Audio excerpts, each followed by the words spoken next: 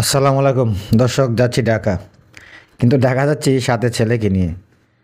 একটা সময় ছিল যখন কোথাও গেলে, কোথাও যখন ঘুরতে যেতাম বা কোথাও কাজ করতে যেতাম, তখন সাথে অনেক বন্ধু বান্ধব ছিল।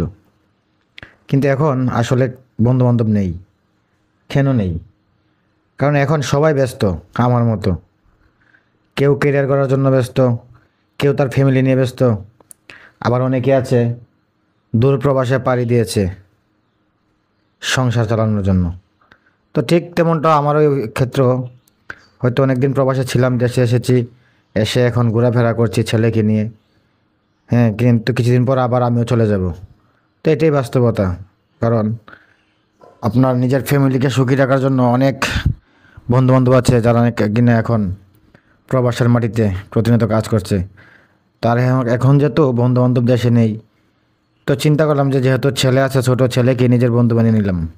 তো যেখানে যাই ছেলেকে নিয়ে যাওয়ার চেষ্টা করি। তো আজকে ঢাকা আসলাম বিদেশের ব্যাপারে কিছু কাজ করার জন্য। তো আজকে ছেলেকে নিয়ে আসলাম। তো এই হলো আপনার বিমানবন্দর। বিমানবন্দর এসে নামলাম আর ছেলের সাথে কথা দুষ্টামি করতেছি যে কেমন লাগতেছে, বলতেছে হ্যাঁ ভালো লাগতেছে। তবে আসলে একটা জিনিস কি, যখন আমাদের বয়সটা ছিল 19, 20 কিংবা 25, তখন কিন্তু আমরা কোথাও গেলে একসাথে অনেক বন্ধু বান্ধব যেতাম। কিন্তু এখন কেউ নেই। সবাই যার যার নিজের জীবনের তাগিদে এক একজন এক এক জায়গায় শিফট হয়ে আছে। কেউ বাংলাদেশে বিভিন্ন জায়গায় চাকরি করছে, আবার কেউ প্রবাসে চলে গেছে, আবার কেউ দেশে থেকেও দেশেই কর্মজীবন নিয়ে ব্যস্ত। কারণ এখন বন্ধুদেরকে টাইম দেওয়ার মতো সময় নেই।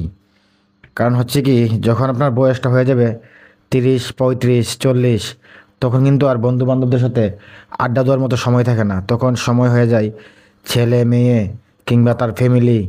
হ্যাঁ, তাদেরকে সময় দিতে হয়। আবার কেউ কেউ তো 40 বছর বয়স হলে তার মেয়ে বিয়ে দেয়, মেয়ের যে আত্মীয় স্বজন নিয়ে ব্যস্ত থাকতে হয়।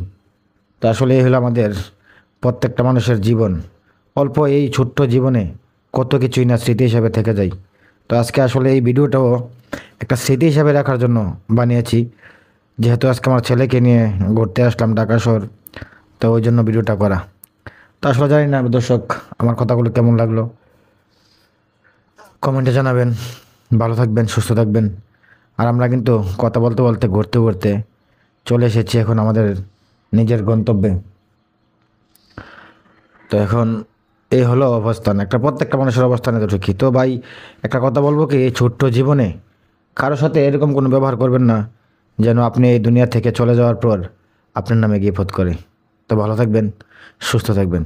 দেখা হচ্ছে আবারও পরবর্তী ভিডিওতে। ধন্যবাদ সবাইকে।